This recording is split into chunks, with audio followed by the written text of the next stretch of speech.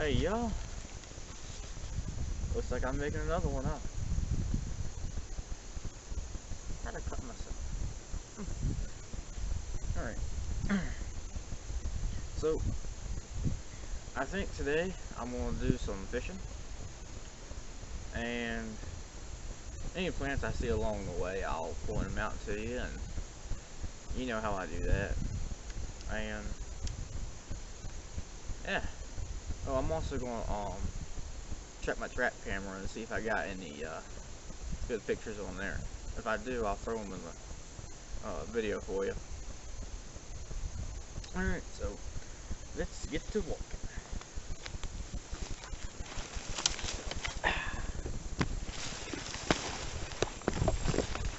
Alright. I know the sun's probably right behind me and y'all are staring straight to the sun. You shouldn't do that. Do not look straight to the sun.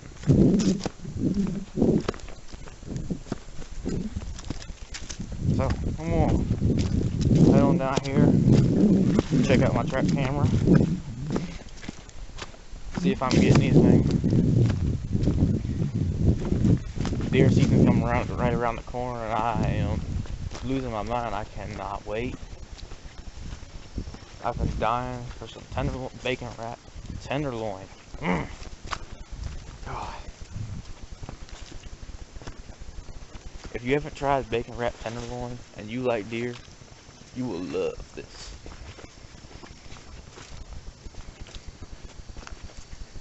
Just wrap it in bacon. Well, actually, what we normally do, cut it into little strips, not strips, you know, little circular chunks. You're gonna wrap the bacon around it, and then tie it with cotton string, fry it up, and then when it's done, just cut the cotton string off and eat whole. And swallow whole, just eat it whole. And be prepared to be addicted to a food. Oh my god. I was thinking about stomach growl just thinking about that. Anyway. Yeah, so check out my trap camera and hopefully find somewhere to go fishing. I was going to fish in the pond that's a good ways away from here, but I ended up not. I think I'll just do some sort of, you know, little fishing in the creek for y'all. But there's my camera. Alright, let's see if I got anything on there. See y'all in just a second. Well, so my batteries in the camera are dead, so I didn't get no pictures. That's right. I was really hoping to get some today. Oh well. So, like I was telling you yesterday, I mean, not yesterday, when the heck ever I made the video. That was like a month ago. But what I did was, I was talking about when you're looking for bugs, you know, you're looking under stuff, over stuff, in stuff, whatever. Same concept, but you gotta look for bait for fish. You know, anything, grubs, larvae, worms. I mean, dang near anything a fish is gonna eat. You could even make artificial or fake lures with feathers, and either improvise hooks or normal hooks. Primitive fishing is a lot more complicated than modern fishing because you need to use primitive lines, primitive hooks. Primitive line is going to be a lot thicker than fishing line. And yeah, now gorge hooks, thorn hooks, and all those are really going to be used and larger fish. Switch arms. And larger fish. Because I've played with gorge hooks and with small fish before, and I've actually only caught one. So, you know, it's possible to catch a fish with a gorge hook, a small fish with a gorge hook, but not very plausible. In other words, you're going to lose more bait than you are catching fish. Ah, that pack of my arm itches so bad. And for small fish, for smaller fish, you'll be much better off using fish traps. And actually, because that requires much less effort, and because you don't need as much supplies and skill, really, I will show you the fish traps and talk about those today instead of actually doing any kind of fishing. So I'll talk about fish traps. Let me get on to the creek real quick. Alright. Well, I'm at the creek and I looked down and something on my shirt made me think of something. I don't like fuzzy caterpillars. If they got hairs on them, I won't touch them. Because I've seen it far too many times, a caterpillar that has hair on it, that when you touch it, it make you go, ow.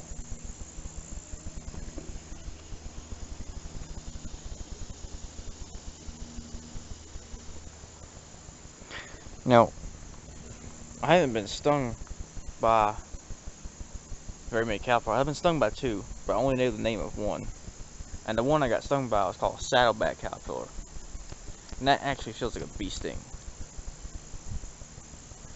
And I don't trust anything that's fuzzy. If it's got hairs on it, I won't touch it. For good reason. So let me knock him off my shirt. Hopefully he won't sting me through my shirt, which he didn't.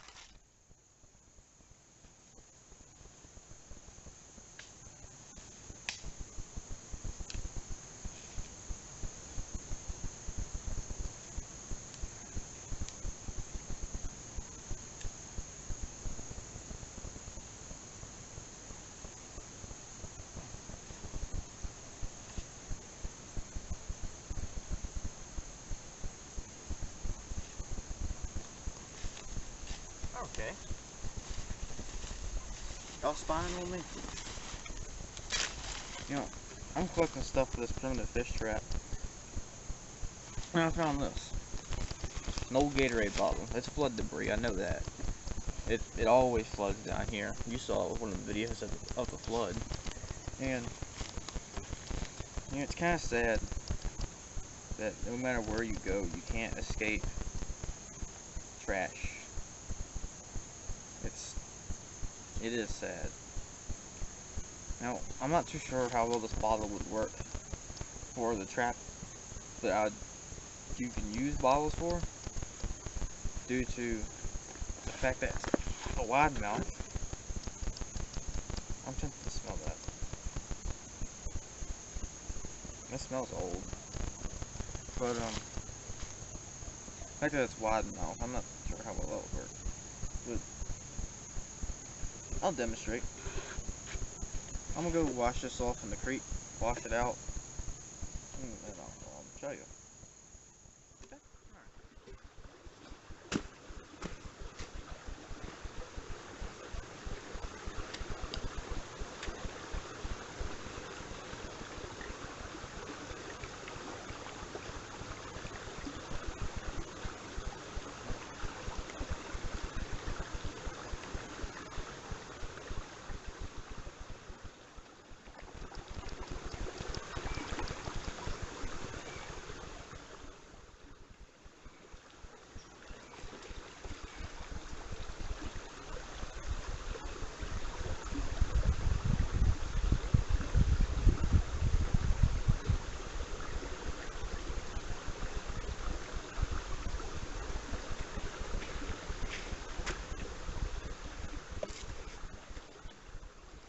you're not going to need the cap. But don't just throw it down. I mean, take it with you and throw it in the proper recycling bin or trash can or whatever you do. Clean up the woods. You don't need to be finding this kind of crap everywhere. But anyway, I cleaned this out, and what you're going to want to do is basically just cut the top off right here, and then you're just going to invert it and put whichever bait you so choose in.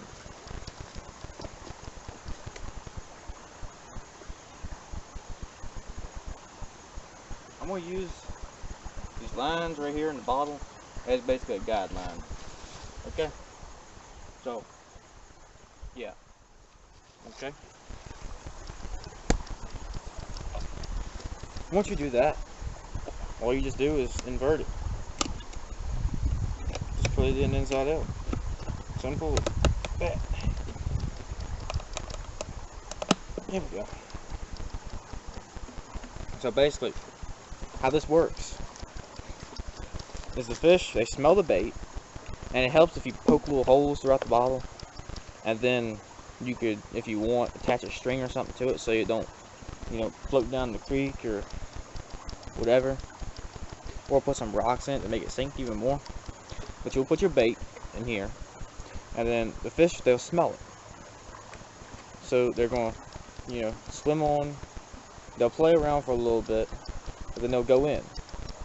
They'll eat the bait or mess with it or whatever, but they're too stupid to figure their way out. Now, obviously, the wider the mouth, the bigger the fish that can get in, but also the more likely a fish can get out. I typically, well, I don't know, I haven't tried it with wide mouth before. But this area is really low in bait. Now, what you can use for bait, and something I love using for bait in these, is mussels. Because there's so many mussels around here, I just scurry around in the creek until I find a few, crack them open, and throw them in here. And it works. It works just fine. And I'll actually probably leave this down here by this tree, where I leave all my other little gadgets I make for using down here. For further up videos, maybe. So, yeah. Okay, y'all. I don't think I got everything yet, but this is essentially the same idea as that bottle trap. Just a different setup. You're going to find yourself a little edge by a stream or whatever, but you want the fish to be able to have access to it.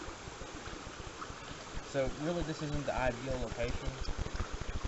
Somewhere further over there would be, but keep in mind this is demonstration, and yada yada. So what you would do is if it's shallow like this, you'd want to dig it out some. So, and you can actually use mud to help you when you do this.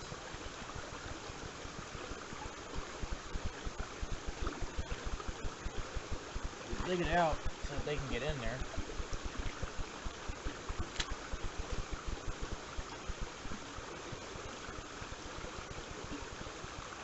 And look, I found a mussel.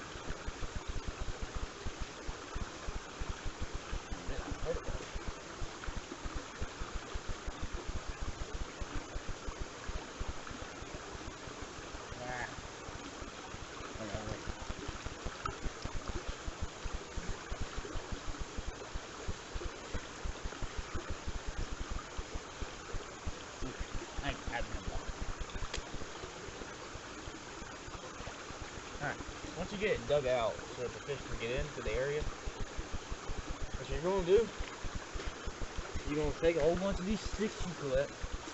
They can be green or not, don't matter. And you're going to stick them in the dirt or sand. and you're just going to create a little wall. If you're going to create, I guess you'd call it a W shape. Because what you're going to want them to do is get funneled in. It's going to be like a holding tank, but they ain't going to be able to figure their way out. Okay, so once I finish this, I'll get y'all back. So. Alright. So here's the finished product. Like I said, you're trying to make an elm. You know, like the letter elm.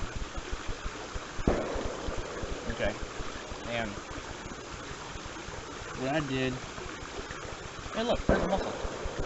And what I did was, once I finished it up, I took the sand and mud and stacked it up against the walls. What that's going to do is help create a seal so the fish can't figure out how to get out. They can't squeeze between the cracks. And I also elongated it and made it bigger so that way the fish can get in there and not be, you know, as claustrophobic. And it can hold more fish is what the real purpose is. And then I made mud walls right here.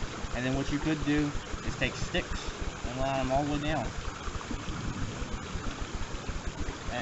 It's a really simple trap and it's quite effective. I'm going to show it to myself back again because I'm not using this for real. Alright, here it is in person, up close. Okay. Because right there, you got the sticks shaped like an elm. You got just a small opening right here. That's how they're going to get in. And then you take your bait, like cut up fish guts and all that crap, and just throw it in right there. And I took mud and put it up on the walls right here. I did that on both sides. That helps to create a better seal. And that is a primitive Native American fish trap.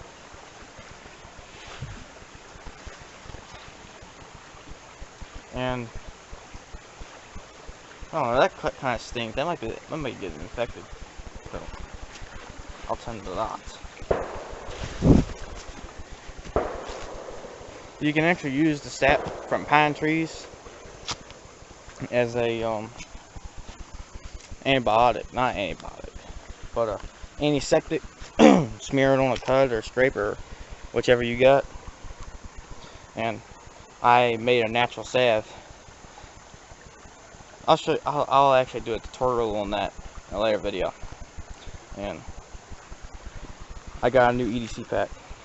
Not EDC, but you know, just a light little sling pack from Walmart. We'll see how it does. Hope y'all enjoyed this video. I'll see y'all on the next one.